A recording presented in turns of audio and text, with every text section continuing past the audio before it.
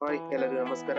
ನೀವೆಲ್ಲ ಹೆಂಗಿದ್ರಿ? ನಾವ್ ಇವತ್ತು ಬಂದದ್ದು ನಮ್ಮವರ ಅಂದಾಡಿ ಕಂಬಳಕ್ಕೆ. ಕಂಬಳ ಗೆದ್ದಿಲ್ಲ ಕೋಣಗಳಿಗೆ ಟ್ರಯಲ್ ಆಗಿದ್ದಿದೆ. ಇದು ಒಂದು ಸಾಂಪ್ರದಾಯಿಕ ಕೆಸರು ಗೆದ್ದೆ ಕಂಬಳ. ಮೇಲ್ಬದಿ ಪಾಣರು ಬಂದವರಿಗೆಲ್ಲ ಗಂಧ ಪ್ರಸಾದ ಕೊಡ್ತಿದ್ದೀರ. ಈಚೆ ಬದಿಯಿಂದ ಇಲ್ಲಿ ಸುಮಾರು ವ್ಯಾಪಾರದ ಅಂಗಡಿಗಳೆಲ್ಲ ಬಂದಿತ್ತು. ಹಾಗೆ ಮುಂದೆ ಕಂಬಳ ಗೆದ್ದೆ ಕೋಣೆ ಇಳಿಸಲು ಹೋದೆ. ಕೋಣಗಳು ಕಂಬಳ ಗೆದ್ದೆ ಇಳುಕು ರೆಡಿ ಆಗಿ ನಿಂತಿದ್ದವು. ಕೋಣಗಳ ಯಜಮಾನರು ನಂಬಿಕೆಯೋ ಆಚರಣೆ ಗೊತ್ತಿಲ್ಲ. ಗೆದ್ದಿ ದಂಡಿ ಮೇಲೆ ಕೋಣಗಳನ್ನ ಒಂದ್ ಸುತ್ತು ತಂದು ಗೆದ್ದಿಗೆ ಒಂದ್ರ ಬೆನ್ನರ ಒಂದು ಕೋಣಗಳನ್ನ ಇಳಿಸಿದ್ರು. ಹಾಗೆ ಹಿಂದ್ ಬದಿ ಕಂತೆ ನಮ್ಮ ಅರ್ಜಿನವ್ರದ್ದು ಕೋಣಗಳು ಬಂದಿದ್ದು. ಅವರು ಬೆನ್ನರ ಇನ್ನೊಂದ್ ಜೋಡು ಕೋಣಗಳು ಬಂದು ಅದು ಮಾತ್ರ ಕಾಂಬಕ್ಕೆ ಮಸ್ತ್ ಇದ್ದಿದ್ದು. ಒಂದು ಎಲ್ಲಾ ಕೋಣಗಳನ್ನ ಗೆದ್ದಿ ಇಳಿಸಿದ್ರು. ಹಂಗೆ ನಾನು ಈಚೆ ಅಂಗಡಿಗಳಿಗೆ ಬಂದೆ. ಅಂದಾಡಿ ಕಂಬಳದಂಗ ಒಂದು ವಿಶೇಷ ಅಂದ್ರೆ ಗೆಣಸು ವ್ಯಾಪಾರ. ಬೇರೆ ಎಲ್ಲಾ ಕಂಬಳದಂಗ ಗೆಣಸು ವ್ಯಾಪಾರ ಆದ್ರೆ ಅಂದಾಡಿ ಕಂಬಳದಲ್ಲಿ ಅದಷ್ಟು ಗೆಣಸು ವ್ಯಾಪಾರ ಬೇರೆ ಯಾವ ಕಂಬಳದಲ್ಲಿ ಆಗಿಲ್ಲ. ಇಲ್ಲೂ ಸುಮಾರು ಜನ ಗೆಣಸು ವ್ಯಾಪಾರ ಮಾಡ್ತಾರೆ.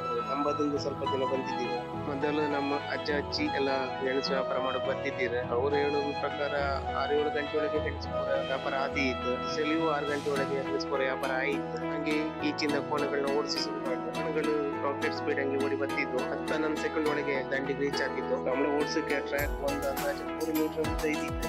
ಎಲ್ಲಾ ಕೋಣಗಳು ಒಳ್ಳೆ ಪೈಪಟ್ಟಿ ಕೊಟ್ಟಿದ್ದು. 1-2 ಪಾಯಿಂಟ್ ಹಂಗೆ ಹೆಚ್ಚು ಕಮ್ಮಿ ಇದ್ದಿತ್ತು. ಅಂದ್ರೆ ಕಮ್ಮಿ ಟೈಮ್ ತಕೊಂಡು ಕೋಣಗಳಿಂದ ಕೋಣಗಳಿಗೆ ಒಂದು ಚಾನ್ಸ್ ಆಗಿತ್ತು. ಸೆಕೆಂಡ್ ರೌಂಡ್ ಗೆ ರೆಡಿ ಆಗಿತ್ತು. ನಾವು ಮನೆಗೆ ಹೊರಟಿದ್ದೆ. ಫ್ರೆಂಡಿಗೆ ತಿಂಡಿ ತಗೊಂಡ್ಬಿಟ್ಟಿದ್ದೆ. ಬಿಸಿ ಜಿಲೇಬಿ ಮತ್ತೆ ಮುಂಡಕ್ಕೆ ಅಂಗಡಿಗೆಲ್ಲ ಮಸ್ತ್ ವ್ಯಾಪಾರ ಆಗ್ತಿತ್ತು. ಇವ್ರದೊಂದು ವ್ಯಾಪಾರ ಆಯ್ತು. ಡಬ್ಬಿ ತಿರುಗುತ್ತಿದ್ದ. ಇವ್ರು ಮನೆಗೆ ಎಂತ ತಗೊಂಡು ಹಾಕೋದ್ರಲ್ಲಿ ಕನ್ಫ್ಯೂಷನ್ ಹುಡುಕುತ್ತೆ ಇದ್ರು. ಈ ದಂಡಿ ಮೇಲೆ ನಿಂತವರು ಯಾವ ಕೋಣೆಗಳನ್ನ ತಂದು ಕ್ಯೂರಿಯಾಸಿಟಿ ಆಗ್ತಿದ್ರು. ನಾವು ಅಲ್ಲಿಂದ ಹೊರಟು ಒಬ್ಬತ್ತಿಗೆ ಕಾರ್ನ್ ತಿಂಬಂಗಾಯ್ತು. 2 ಸ್ವೀಟ್ ಕಾರ್ನ್ ತಗೊಂಡು ತಿಂತೆ ಹೋಯ್ತು. ಹಾಗೆ ಈ ವಿಡಿಯೋ ಇಷ್ಟ ಆದ್ರೆ ಒಂದು ಫಾಲೋ ಮಾಡಿ, ಲೈಕ್ ಮಾಡಿ, ಶೇರ್ ಮಾಡಿ. ಈ ವಿಡಿಯೋ ನನ್ನ ಯೂಟ್ಯೂಬ್ ಚಾನಲ್ ಗೆ ಹಾಕಿದೆ. ಲಿಂಕ್ ಕೆಳಗೆ ಮೆನ್ಷನ್ ಮಾಡಿದೆ. ಅಲ್ಲಿ ಹೋಗಿ ಒಂದು ಸಬ್ಸ್ಕ್ರೈಬ್ ಮಾಡಿ.